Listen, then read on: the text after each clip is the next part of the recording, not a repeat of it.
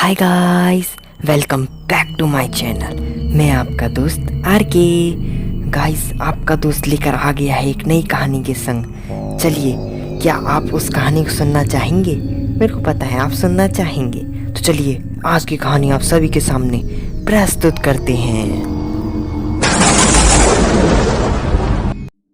एक समय की बात है। एक जंगल हुआ करता था, जहाँ जंगल के बीचों बीच एक रास्ता जाता था और उस रास्ते पर ही एक होटल हुआ करता था। वह होटल कई सालों से बंद था। वहाँ अब कोई भी काम नहीं करता था। वहाँ आसपास के लोग कहा करते थे कि अचानक वहाँ आग लग गई थी और उसके बाद वह होटल बंद हो गया था। परंतु कुछ लोगों का यह भी कहना था कि जब वह रात को उस होटल के से गुजरते हैं, उन्हें उस होटल के बगीचे में कोई दिखाई देता है जो कुछ बोलता रहता है, और जो भी उस आदमी से कुछ बोलता है वह आज तक बोल नहीं पाया। या तो वह लापता हो गया या तो फिर बेअंग हो गया। उन्हें यह भी नहीं पता कि वह आदमी है या औरत। इसलिए वह लोग उस होटल के रास्ते बहुत ही कम गुजरने लगे। परंतु दूसरे शहर में एक आदमी था जिसका नाम निराला था।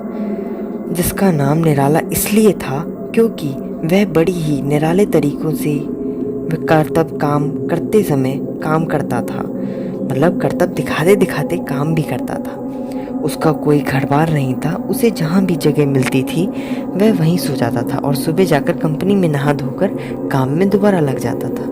एक दिन कंपनी घाटे में चलने के कारण आधे मजदूरों को कंपनी से हटा दिया गया।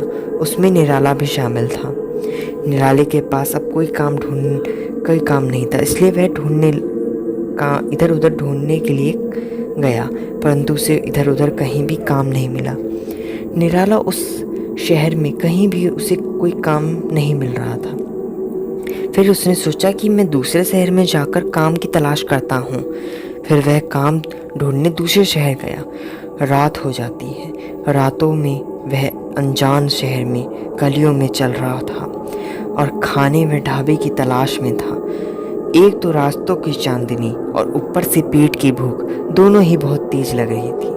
अचानक निराला को एक ढाबा दिखता है और वह जाता है। वह उस ढाबे पर ऑर्डर देकर खाना आने की प्रतीक्षा करता है।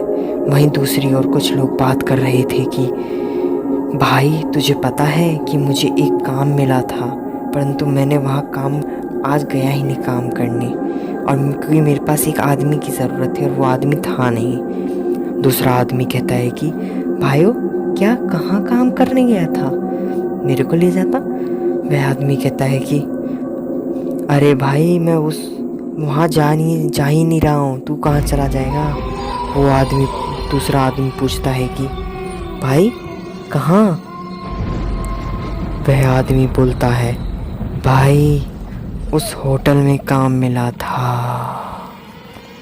आगे कहानी सुनने के लिए आर के चैनल को अभी सब्सक्राइब करें।